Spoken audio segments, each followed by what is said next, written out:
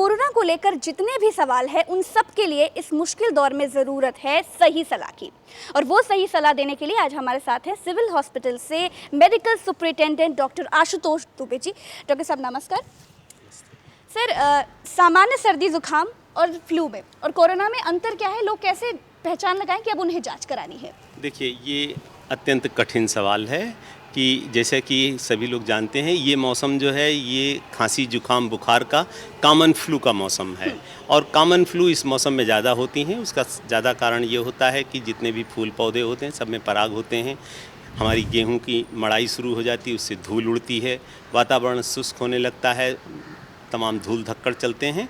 इसकी वजह से जो होता है, जो एलर्जिक डिजीज़ कॉमन हो जाती हैं और जुकाम बुखार जो इस तरह से होते हैं वो कॉमन होता है। तो यही सेम लक्षण कोरोना में भी होता है, यही लक्षण फ्लू में भी होता है। तो आम जनमानस के लिए ये बड़ा अत्यंत कठिन काम है कि वो ये मान ले कि अगर उसको जुकाम बुखार हुआ, जैसा कि कार्डिनल सिम्टम कहा जाता है कि कोरोना में तेज़ बुखार आता है, सूखी खांसी आती है, बदन में दर्द होता है, नाक बहती है, लेकिन सब मिलाकर के ये देखा जाए आम जनमानस के लिए ये जानना कठिन है। इसीलिए हमारी WHO के लोगों ने और हमारी ICMR ने कुछ गाइडलाइंस बनाई। उसमें उन्होंने बनाया कि अगर कोई विदेश यात्रा करके आया है जहाँ पर कि जो कोई कोरोना का पॉजिटिव मरीज पाए जा रहे हैं, तो अगर ऐसा व्यक्ति आया है 14 दिन के अंदर वो सिम्टोमेटिक हो रहा है, तो ये माना जाता है कि हो सकता है उसे कोरोना का संक्रमण हो। डॉक्टर साहब, इस वक्त पर प्लाज्मा थेरेपी को सरकार आगे बढ़ाने की बात कर रही है, तो ये कितना कारगर साबित होगा? देखिए, प्लाज्मा थेरेपी कोई नई थेरेपी नहीं है। प्लाज्मा थेरेपी 100 साल पहले भी थी और वो भी आज है। जब जिस बीमारी का कोई उपचार नहीं है तो प्लाज्मा थेरेपी में ये करते हैं कि जैसे सपोज़ कि मैं कोरोना हुआ और मैं पूरी तरह से ठीक हो गया और एक मरीज़ दूसरा कोरोना से ग्रसित हुआ और वो गंभीर है, हमारे ब्लड से हमारा प्लाज्मा निकाल करके उस मरीज़ को चढ़ा दिया जाता है। इस पद्धति में थोड़ी सी दिक्कत ये आती है कि अब हम ठीक हो गए हैं, हमारे शरीर में वायरस है कि नहीं है ये नहीं पता चलता है। ICMR की रिपोर्ट के मुताबिक भी 80% लोगों में दिख रहे हैं, तो ये कितना गंभीर है और इससे बचा कैसे जा सकता है? देखिए, ये कोरोना की लाइफ साइकिल का हिस्सा है। कोरोना एक ऐसा वायरस है जो रोज़ का रोज़ बदलता है। हाँ। वो हम में संक्रमित किया, हमसे अगर कोई दूसरा व्यक्ति संक्रमित हो रहा है तो उसमें उसका व्यवहार बदल जाता है। इसे हम लोग जिसे कहते हैं वैज्ञानिक भाषा में म्यूटेटिंग वायरस कहते हैं, जो म्यूटेट करता रहता है, हमेशा अपना स्वरूप बदलता रहता है। तो ये उसी की वजह से होता है। और दूसरा एक कोरोना के बारे में और चीज़ है, आम जनमानस को मैं बताना चाहूँगा कि लगभग 81% कोरोना के संक्रमित मरीजों में कोई लक्षण नहीं होता। अगर होता भी है तो बिल्कुल नॉमिनल जुकाम बुखार की तरह होता है। अगर उनको होगा और चला जाएगा, वो वैसे ही होगा जैसे जुकाम बुखार होता है, किसी को होता है 2 दिन कहते हैं ऑफिस में, कहते हैं भाई साहब हमें जुकाम हो गया है, हमें खांसी आ रही है, सर दर्द कर रहा है, 2 दिन के बाद वो ठीक हो जाता है।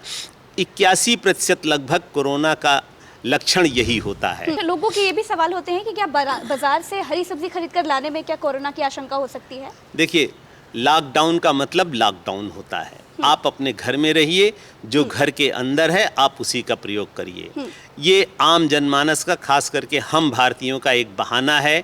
हमें सब्जी लेने जाना है, हमें दूध लेने जाना है, हमें बिस्किट लेने जाना है, हमें अस्पताल जाना है, तो ये आदमी की प्रकृति है।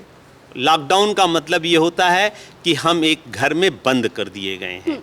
कोरोना का संक्रमण सब्जी से नहीं होता है, लेकिन अगर कोई संक्रमित व्यक्ति की ड्रॉपलेट्स उस सब्जी पर पड़ा हुआ है और वो हमारे घर में आता है तो हमारे घर में वायरस आता है। इसीलिए हम लोग कहते हैं कि बाज़ार से कोई भी वस्तु अगर आप लाते हैं तो उसको खूब अच्छी तरह से रनिंग वाटर से साफ करिए। लोग बहुत ज़्यादा सतर्कता बरत रहे हैं, मास्क लगा रहे हैं, ग्लव्स पहन रहे हैं, सैनिटाइजेशन का इस्तेमाल बार बार कर रहे हैं, वो उन पर में भी कोरोना पॉजिटिव मिले हैं कई सारे ऐसे मरीज। देखिए, एक आम आदमी की पद्धति होती है कि वो अपने चेहरे, अपने नाक, अपनी आँख को छूता रहता है।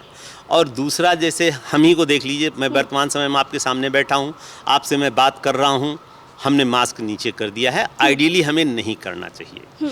अगर यहाँ पर कोई हमारा कोरोना का ड्रॉपलेट होगा तो वो हम इनहेल कर सकते हैं और वो हमारे और कहीं हमारी टेबल पर रहा होगा, हम अपनी आँख, नाक, मुंह को छुएंगे या हमारे चश्मे से जा रहा है तो हम तो यही कहेंगे कि मैं तो डॉक्टर था, मैं तो मास्क लगाया था, हमें कैसे हो गया। यही है, जैसे कहा जाता है ना, सावधानी हटी दुर्घटना घटी। तो बेसिक चीज़ ये है कि मास्क का मतलब है, इसीलिए लॉकडाउन कहा गया।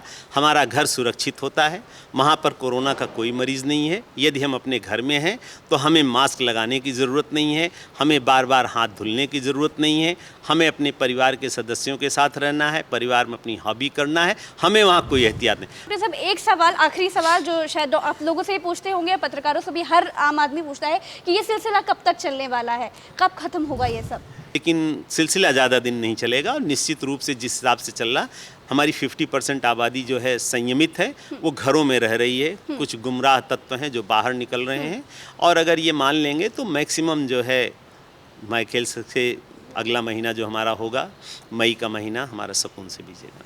बहुत बहुत धन्यवाद डॉक्टर साहब। तो आज हमारे साथ थे डॉक्टर आशुतोष दुबे जी। इन्होंने बहुत ही पते की बात बताई, सही सलाह दी जो इस मुश्किल के दौर में आपके लिए सबसे ज़्यादा ज़रूरी है। तो सतर्क रहिए, सावधान रहिए। अब सावधान रहेंगे तो शायद इस बीमारी से मिलकर लड़ा जा सकता है।